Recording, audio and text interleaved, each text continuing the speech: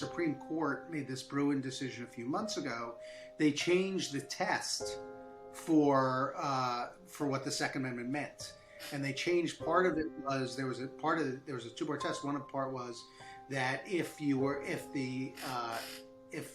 could ban something, a gun, if it was perceived that there was a real issue of harm to the community. In other words, the courts could pass these laws.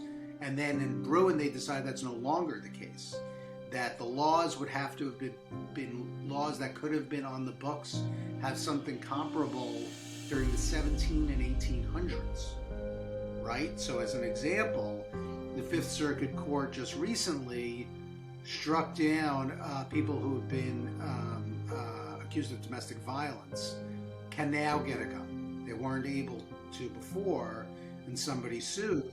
They said there's no such comparable law in the 1700s. Of course, there was no law against domestic violence at all in the 1700s, right? So,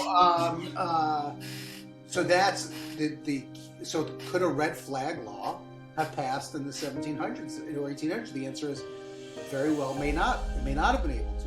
And so what you guys are seeing now in every state is every law there's a lawsuit. And some of them will make their way forward and some will not. It just happened in the domestic violence case. Now, even that domestic violence case, that court, the Fifth Circuit Court, a larger group may hear that case again. Or it may go to the Supreme Court, right? And the Supreme Court can say, well, yeah, no, we're not going to take that. You do what you want.